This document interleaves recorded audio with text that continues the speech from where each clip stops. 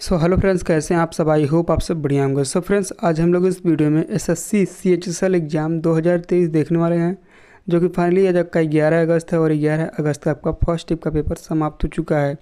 तो दोस्तों, हम लोग देखेंगे इस शिफ्ट में कौन कौन से क्वेश्चन पूछे गए हैं और जितने भी क्वेश्चन आपके पूछे गए हैं उनसे संबंधित जितने भी एक्स्ट्रा फैक्ट बन सकते हैं दोस्तों ना, वो हम लोग सभी डिस्कस करेंगे, क्योंकि दोस्तों आपके आगामी शिफ्टों में यहीं से संबंधित क्वेश्चन देखने को मिलेंगे। ठीक है, तो इस वीडियो को आप लोग पूरा ध्यान से और एंड तक वॉच करिएगा।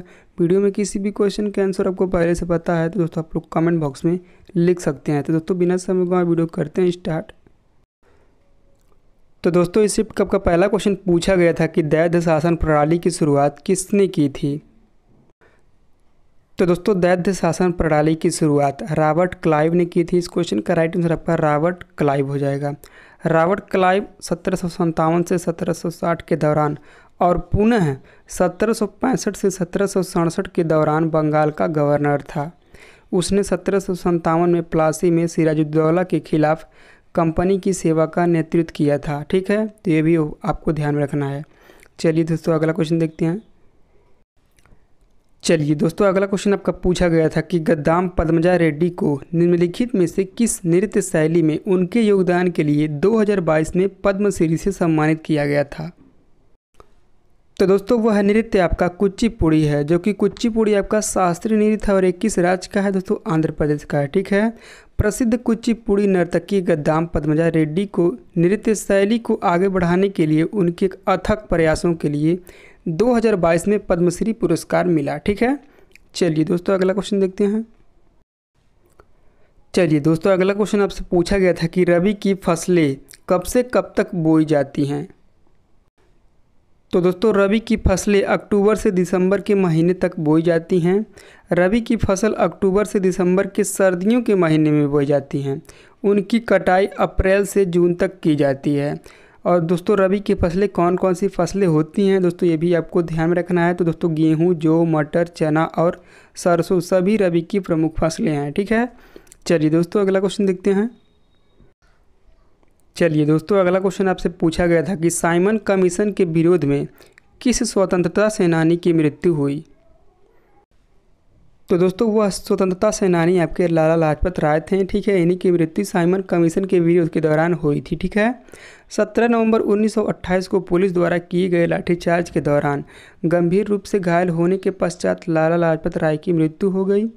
30 अक्टूबर 1928 को जब साइमन कमीशन ने लाहौर का दौरान किया तो लाला लाजपत राय ने मोना हिंसक मार्च के साथ आयोग के खिलाफ विरोध प्रदर्शन का नेतृत्व किया, लेकिन पुलिस ने उनका जवाब हिंसक रूप से दिया।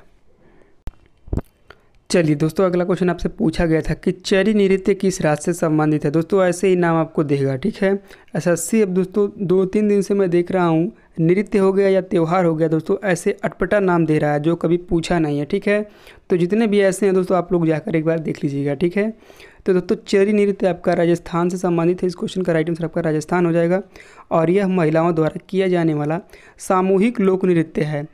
फल्गुबाई इसकी प्रसिद्ध नृत्यांगना है। ठीक है, ये भी दोस्तों आपको ध्यान में रखना है। ठीक है, चलिए दोस्तों, अगला क्वेश्चन देखते हैं। चलिए दोस्तों, अगला क्वेश्चन आपसे पूछा गया था कि एशियाई खेल की शुरुआत किस देश में हुआ था।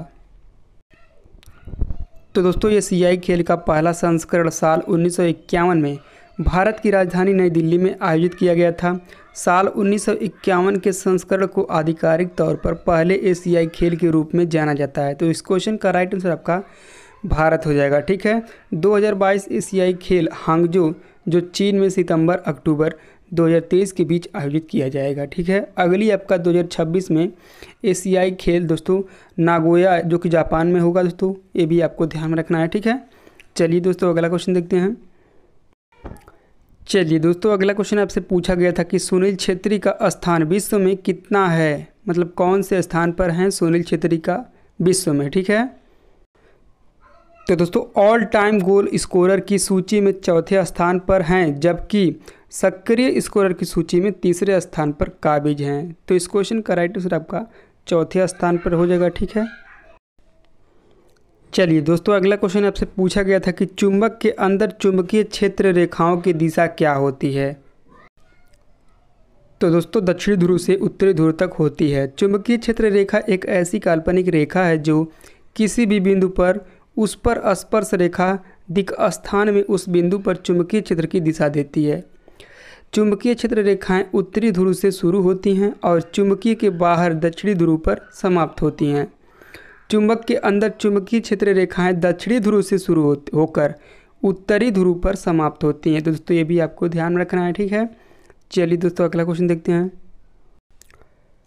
चलिए दोस्तों अगला क्वेश्चन आपसे पूछा गया था कि निद्रा रोग किस विषाणु के कारण होता है। तो दोस्तों निद्रा रोग या अफ्रीकी ट्रिपैनोसोमियासिस एक प्रोटोजोआ के कारण होने वाला संक्रमण है, ठीक है। संक्रमित से मक्खी के काटने के माध्यम से होता है, ठीक है। तो दोस्तों अगर जो हमारा वीडियो आपको थोड़ा सा भी पसंद आ रहा हो तो दोस्तों प्लीज़ वीडियो को लाइक कर दीजिएगा और चैनल पर दोस्तों पहली बार वीडियो के सब्सक्राइब करना ना भूलिएगा, क्योंकि दोस्तों मैं इसी तरह की डेली वीडियो आपको इसी चैनल के माध्यम से प्रोवाइड करता रहता हूं और दोस्तों करता रहूँगा, ठीक है। तो दोस्तों चलिए दोस्तों अगला क्वेश्चन देखते हैं। चलिए दोस्तों अगला क्वेश्चन आपका पूछा गया था कि भारत में वर्ष 2023 तक में किस रोग को खत्म करने का टारगेट लिया है। तो दोस्तों वह रोग आपका सिकल सेल एनीमिया है, ठीक है। दोस्तों सिकल सेल एनीमिया को 2023 तक में ख़त्म करने का टारगेट लिया गया है, ठीक है। वहीं दोस्तों अगला आपका है केंद्रीय वित्त मंत्री जो कि हमारे देश की वर्तमान निर्मला सीतारमण जी हैं, है ना। सीतारमण ने अपने 2023 के बजट में सिकल सेल एनीमिया बीमारी को लेकर एक ऐलान किया था। निर्मला सीतारमण ने बताया था कि हमारी सरकार का लक्ष्य है कि साल 2047 तक इस रोग को भारत से जड़ से ख़त्म कर दिया जाएगा, ठीक है। तो चलिए दोस्तों अगला क्वेश्चन देखते हैं। चलिए दोस्तों अगला क्वेश्चन आपसे पूछा गया था कि रामनाथ वी राघवन किस वाद्य यंत्र से संबंधित हैं। तो दोस्तों वो है आपके मृदगम वादक हैं। कौन? रामनाथ वी राघवन, ठीक है। तो इस क्वेश्चन का राइट आंसर आपका मृदगम वादक हो जाएगा। प्रसिद्ध कर्नाटक गायक हैं ये है दोस्तों। रामनाथ वी राघवन एक प्रसिद्ध मृदगम वादक थे जिन्होंने 1970 से 1975 तक वेस्लेयन विश्वविद्यालय में artist in residence in music के रूप में काम किया और फिर 1988 से 2000 से दक्षिण भारतीय ढोल बजाना सिखाएं, ठीक है। तो ये भी आपको ध्यान में रखना है। कब से कब तक? तो दोस्तों 1988 से 2000 तक। चलिए दोस्तों अगला क्वेश्चन आपसे पूछा गया था कि अनुच्छेद 21 के अनुसार दोस्तों कोई कथन दिया गया था। क्वेश्चन कंफर्म नहीं है लेकिन ये कंफर्म है, अनुच्छेद 21 से ही पूछा गया था, ठीक है। तो चलिए हम लोग देख लेते हैं।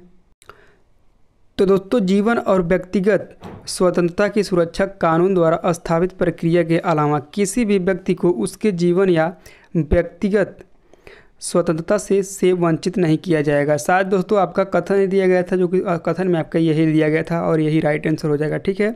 यह मौलिक अधिकार प्रत्येक व्यक्ति, नागरिकों और विदेशियों के लिए समान रूप से उपलब्ध है, ठीक है।